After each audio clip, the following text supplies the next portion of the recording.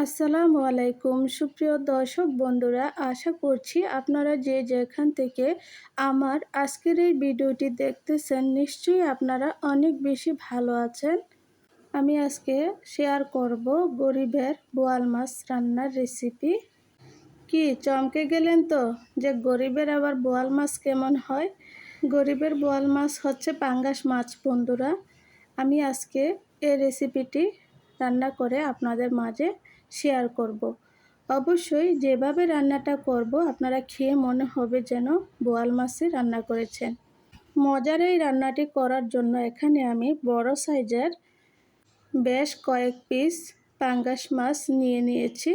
তো পাঙ্গাস মাছটার ভিতরে কিন্তু ডিম হয়েছে, এই ডিমটাও আমি রান্নার সাথে দিয়ে দেব। তো এখন চুলায় একটা প্যান বসিয়ে তাতে পরিমাণ মতো তেল দিয়ে দিলাম। তেলটা গরম হয়ে গেছে, মাছগুলো এখন আমি একটু হলুদ, লবণ, মরিচ দিয়ে ম্যারিনেট করে আর সামান্য একটু লেবুর রসও দিয়েছি, এতে করে মাছের একটা আষ্টে গন্ধ আছে সেটা চলে যাবে। তো বন্ধুরা, এখন তেলের মাঝে এক এক করে সবগুলো মাছ আমি দিয়ে দিলাম। দেখতে দেখতে কোনো না কোনো জায়গায় যদি ভালো লেগে যায় তাহলে ছোট্ট করে একটি লাইক দিয়ে দিবেন। আপনাদের একটি লাইকে কিন্তু আমার ভিডিওটি অন্যজনের কাছে পৌঁছাতে সাহায্য করবে, তাই দেখার শুরুতে লাইকটা দিয়ে দেখা শুরু করবেন। আমাদের মাঝে অনেকে আছে যে পাঙ্গাস মাছটা খেতে চায় না। আমার এই রেসিপি যদি ফলো করে আপনারা বাসায় ট্রাই করেন, সত্যি বলছি ছোট থেকে বড়রা সবাই পছন্দ করবে আপনার এই রান্নাটি। আমাদের মতো যারা মধ্যবিত্ত ফ্যামিলির মানুষেরা সবসময় কিন্তু এই মাছটাই বেশি খেয়ে থাকি। অনেক মানুষ আছে এই মাছটা পছন্দ করে না, আর দামেও কিন্তু এই মাছটা একটু সস্তা, মধ্যবিত্তদের জন্য একটু ভালো হয় কিনতে।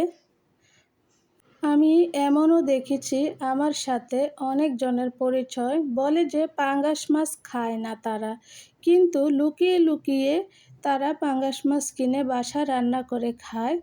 আমি এমনও মানুষ দেখেছি। কি দরকার এরকম করার? আমি যেটা খাবো সবাই দেখবে, সবাইকে বলবো যে আমি এই জিনিসটা খাই। মিথ্যা কথা বলার কোনো দরকার নাই। আমাদের মতো মধ্যবিত্ত ফ্যামিলিদের মানুষরা কিন্তু সব মাছই খেয়ে থাকি। এত বাছাবাছি করে আমরা চলতে পারবো না, তাই সচরাচর যেটা একটু সস্তা পড়ে সেই মাছটাই কেনার চেষ্টা করি সব সময়। তো বন্ধুরা, আমার মাছগুলো কিন্তু হয়ে গেছে। বাকি যে মাছটুকু ছিল সে মাছগুলো আমি তেলের মাঝে আবার দিয়ে দিলাম। ফ্রাই প্যানটা যেহেতু ছোট তাই দুইবারে মাছগুলো ভেজে নিচ্ছি। এবার মাছের ডিমটাও তেলের সাথে দিয়ে ভেজে নিলাম।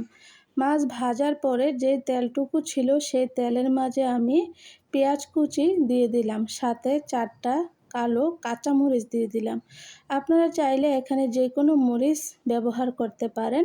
তো আমার কাছে এই মরিচগুলো ছিল, সেই মরিচ আমি দিয়ে দিলাম। এখন পেঁয়াজগুলোকে ভালো করে আমি নেড়ে চেড়ে ভেজে নিয়েছি। এখন অ্যাড করে দিচ্ছি 2 টেবিল চামচ পরিমাণ রসুন বাটা আর 1 টেবিল চামচ পরিমাণ আদা বাটা দিয়ে এখন ভালো করে নেড়ে চেড়ে আদা বাটা আর রসুন বাটাটাকে ভেজে নেব কিছুক্ষণের জন্য, চুলার আঁচটা মিডিয়াম টু লো আঁচে রেখে। এই তো বন্ধুরা, আমার মশলাটা কিন্তু কষানো হয়ে গেছে। এখন দিয়ে দিলাম প্রায় 2 টেবিল চামচ পরিমাণ মরিচের গুঁড়া, 1 টেবিল চামচ পরিমাণ হলুদের গুঁড়া। যেহেতু আমি মরিচটা একটু বেশি ব্যবহার করেছি, তরকারিটা খেতে কিন্তু একটু ঝাল হবে। এই তরকারিটা ঝালে পছন্দ, একটু ঝাল ঝাল করে রান্না করলে খুব মজা হয় খেতে। তারপরে অ্যাড করে দিলাম 1 টেবিল চামচ পরিমাণ জিরা, ধনিয়ার গুঁড়া আর স্বাদ মতো লবণ।